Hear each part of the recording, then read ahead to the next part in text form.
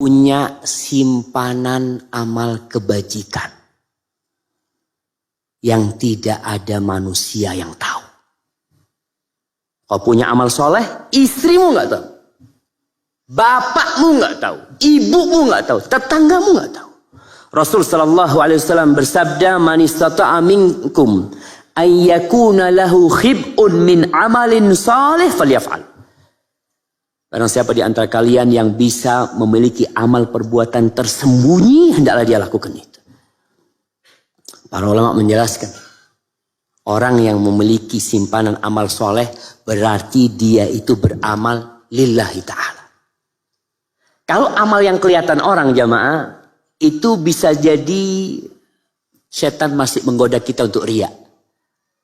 Kenapa sholat sunnah dianjurkan di rumah? Karena nggak ada yang ngelihat antum. Kalau di sini banyak yang lihat.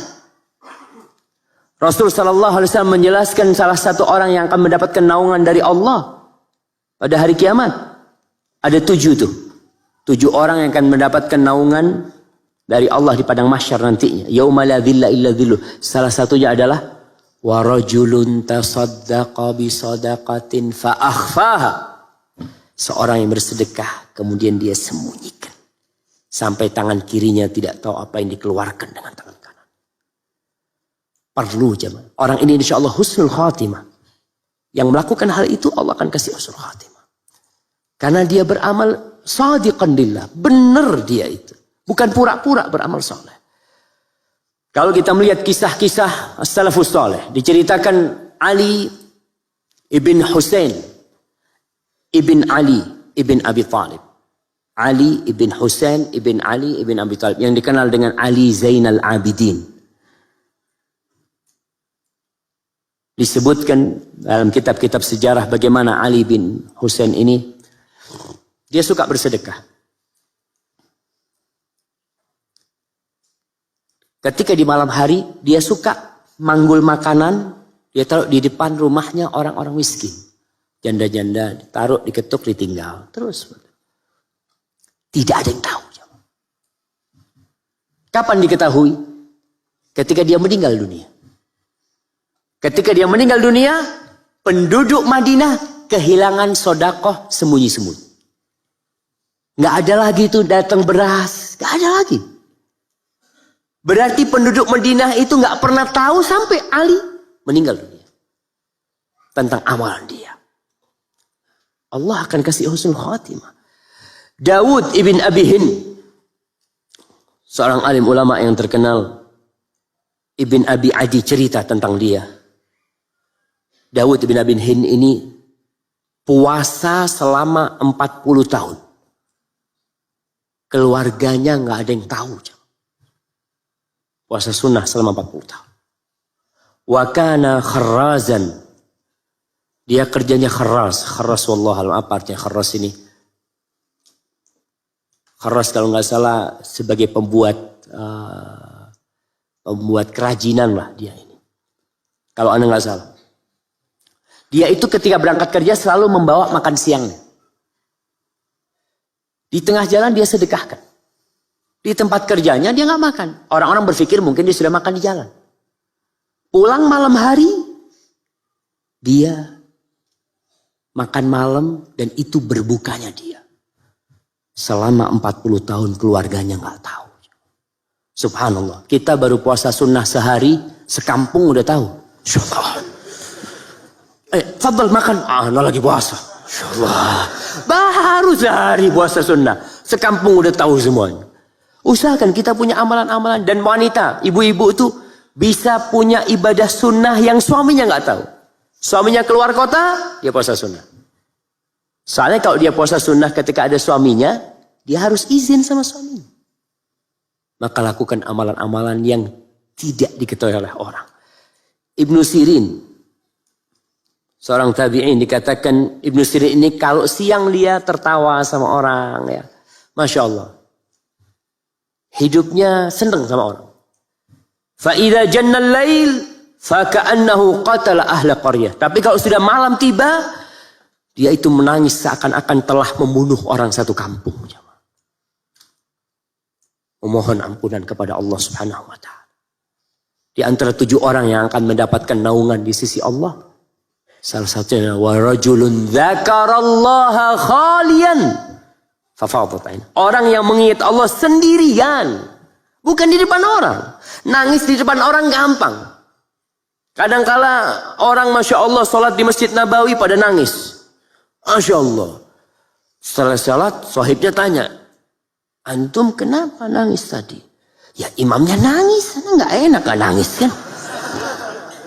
Jadi kadangkala terharu kan, antum kadangkala ada orang nangis, antum ikut nangis, padahal nangisnya antum hanya terharu.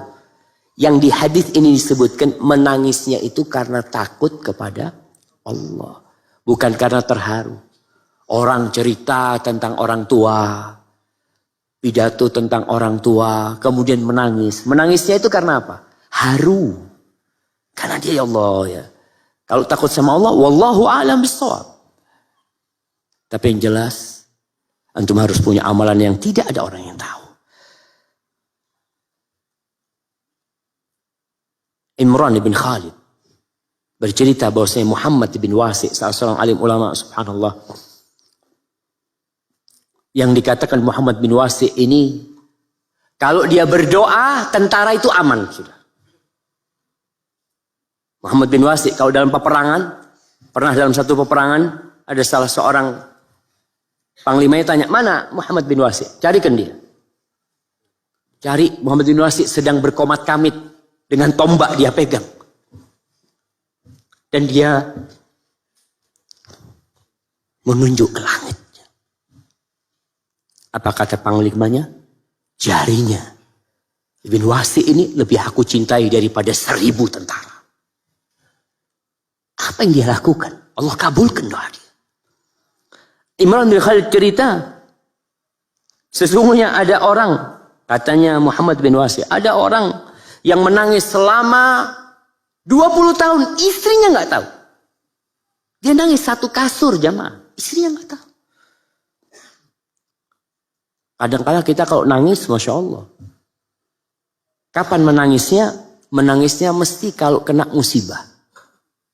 Ditinggal mati anak menangis. Bangkrut nangis.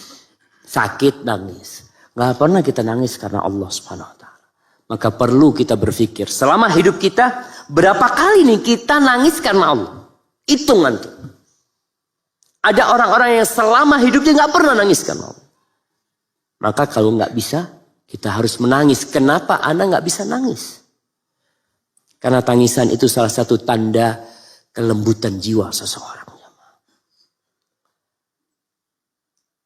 Ibnul Mubarak bercerita tentang Imam Malik. Kata Ibnul Mubarak, Imam Malik ini, ma ra'aitu ahadan irtafa'a mithla Malik. Aku gak pernah melihat seorang yang bisa lebih tinggi dari Imam Malik. Dari sisi keilmuan, kehormatannya, kewibawaannya, harismatiknya, Masya Allah. Kata Ibnul Mubarak, laisa lahu kathiru salatin wala siyam. Aku kalau ngelihat dia itu gak banyak sholat sunnahnya, gak banyak puasa sunnahnya. Tapi kayaknya nih, dia itu memiliki sarirah. Memiliki sebuah amalan tersembunyi yang gak ada orang yang tahu. Allah angkat. Al-Imam Az-Zahabi mengatakan, kanu, dulu itu para sahabat dan tabi'in, yastahibbun an yakuna lirrajul khabi'ah min amalin salih. La ta'lam bihi zawjatuhu wala ghairuha.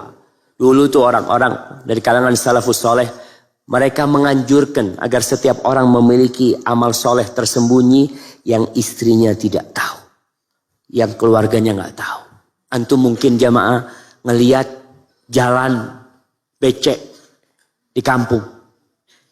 Jalan becek di kampung, antum datang ke sebuah tempat, tolong jalan di sana di aspal atau di apa. Orang kampung nggak ada yang tahu. Selama hidup mereka ngelewatin jalan itu, tuh antum yang bikin jalan itu. Tapi nggak ada yang tahu. Istri antum pun nggak tahu. Perlu kita punya amalan seperti itu. Nggak ada orang yang tahu. Supaya Allah jagain kita. Agar kita istiqamah. Kemudian yang ke-8. Tidak berlebih-lebihan. Jangan ketika hijrah akhirnya berlebih-lebihan. Yang tidak wajib kita jadikan wajib. Antum ingat kisah sahabat 3 orang? Ingat jemaah? Gimana kisahnya? Anak kasih hadiah. Fadhal. Antum udah dapat hadiah belum? Oh, oke. Fadhal. Yang pertama, saya nggak akan nikah. Yang satu nggak akan menikah. Terus nggak mau sholat terus-terusan. Puasa nggak buka-buka. Puasa nggak buka-buka. Buka apa maksudnya? Nah. Baik. Puasa terus. Ya berbuka lah. Masa nggak berbuka dia? Puasa terus menerus ya. Waktunya berbuka gitu. Tapi besoknya puasa lagi. Yang ketiga? Masya Allah. Barakallahu fikum. Jazakallah khair. Lihat tuh. Kisah 3 sahabat yang ingin mendekatkan diri kepada Allah. Ingin bertobat. Ingin hijrah dari semua amalannya. Yang buruk untuk lebih baik. Mereka berkata, aku tidak akan menikah. Satunya. Karena dia berpikir menikah itu bisa menghalangi ibadah dia. Jelas. Allah mengatakan wanita itu ujian. Istri itu sebagian jadi musuh. Suami yang biasanya sholat tahajud. Mau sholat tahajud sama istrinya dipegangin. Nggak bisa sholat tahajud. Yang biasa puasa sunnah sejak menikah. Nggak pernah puasa sunnah. Ada anak-anak muda yang sebelum nikah. Masya Allah puasa sunnah. Iya Ustaz. Anak dulu puasa sunnah untuk menahan nafsu. Udah nikah, alhamdulillah sudah. Nah, umpamanya. Jadi ada orang yang ingin puasa, yang ingin nikah terus tadi. Kok ingin nikah terus jemaah?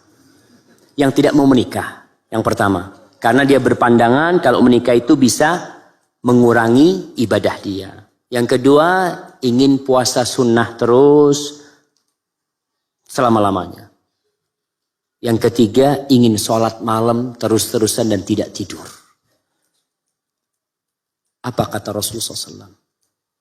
Nabi melihat ini nggak benar nih. Beliau langsung naik mimbar. Dikumpulkan semua sahabat. Ini ada sebuah pemikiran yang nyeleneh. Sebagian orang berpandangan ini baik. Orang kalau berpandangan suatu amalan itu baik, mungkinkah dia bertobat? Nggak mungkin. Orang itu bertobat ketika berpandangan ini salah. Tapi ini 3 sahabat berpandangan itu baik. Maka Rasulullah SAW langsung naik mimbar. Dia kumpulkan para sahabat. Ma balu aqwamin yaquluna kadza kadza. Beliau mengatakan ada apa nih orang-orang yang mengatakan seperti ini dan seperti itu. Beliau tidak menyebutkan nama mereka. Karena bukan namanya yang penting.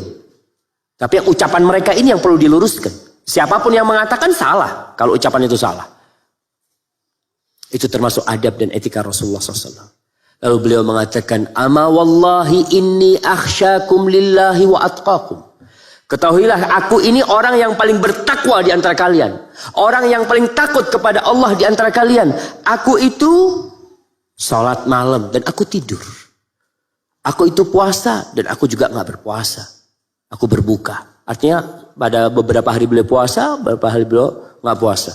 Wa atazawwajun nisa. Dan aku menikah dengan wanita. Barang siapa yang benci dengan sunnahku bukan dari golonganku, kata Rasulullah SAW. Maka jangan berlebih-lebihan antum. Jangan sampai antum karena hijrah baru tobat akhirnya mewajibkan sesuatu yang tidak wajib. Yang sunnah antum katakan wajib, mereka katakan sunnah. Dan cuma antum ingin komitmen untuk melaksanakan, tafadhal. Rasulullah SAW menegur Mu'ad bin Jabal. Kadangkala ada satu anak baru tobat jadi imam baca Al-Baqarah salat maghrib. Insyaallah. Berlebih-lebihan enggak? Berlebih-lebihan. Mu'ad bin Jabal salat Isya. Salat Isya baca Al-Baqarah. Waktunya enggak apa-apa sih. Isya cukup untuk baca Al-Baqarah tuh insyaallah ada waktu. Tapi masalahnya dia enggak salat sendirian, banyak jamaahnya. Ada salah satu orang yang sholat bersama Mu'ad, dilihat kelamaan sholatnya Mu'ad, aduh panjang banget ini. Dia langsung sholat sendiri. Antum lihat Mu'ad bersama orang ini.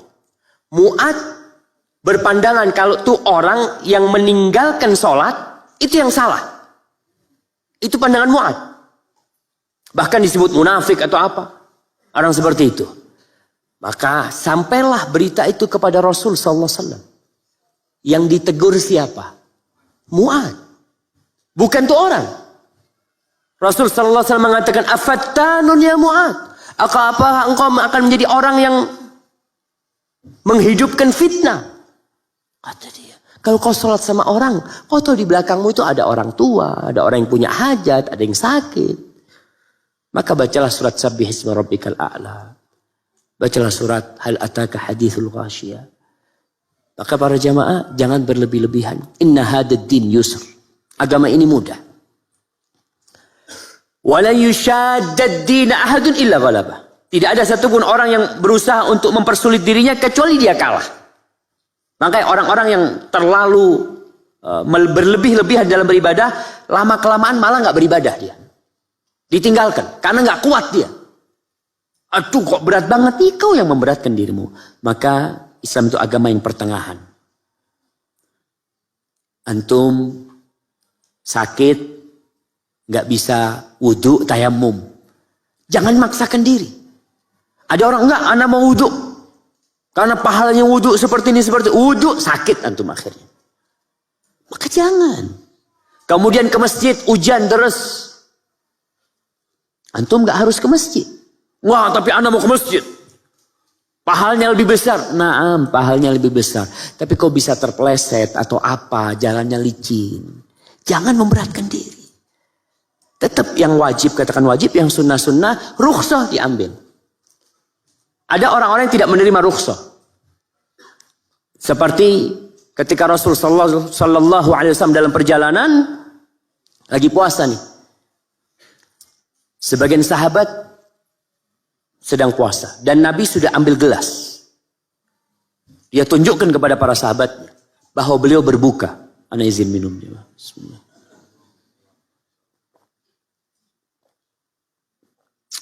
Beliau tunjukkan beliau minum. Sebagian sahabat tetap tidak mau berbuka. Marah Rasulullah SAW. Itu rukhsah. Dan ini kondisi mau perang. Kita butuh kekuatan. Disuruh berbuka mereka sama Rasulullah SAW. Orang sakit, gak kuat puasa, jangan puasa. Musafir, antum dalam perjalanan, ada jemaah umroh biasanya. Jemaah umroh itu berangkat umroh pas Ramadan. Ana pernah ikut. Pas berangkat, kita berangkat jam 2. Maghrib jam berapa? Jam 6. Naik pesawat, gak maghrib jemaah. Karena pesawatnya menuju ke arah barat. Jadi mataharinya gak tenggelam-tenggelam. Itu baru azan ketika sampai di Riyadh. Sampai di Riyadh itu kita kira-kira ya jam 6 waktu Saudi, jam 10 waktu Indonesia. Sebagian jamaah akhirnya tepar karena memaksakan diri untuk berpuasa. Jangan. Kalau ingin istiqomah, berusahalah. Khairul amali adwamuhu wa in qalla. Sebaik-baiknya amalan itu yang berkesinambungan walaupun sedikit ya. Antum sholat malam kuatnya 3 rakaat lebih baik daripada antum sholat 11 rakaat cuma 7 hari. Setelah itu antum gak anu lagi. Ada orang puasa Daud, ana mau puasa Daud, bismillah. Puasa Daud sebulan. Alhamdulillah. Habis gitu gak pernah puasa lagi. Lebih baik mana dengan yang puasa Senin Kemis. Tapi terus dia puasa Senin Kemis. Jangan memberatkan diri.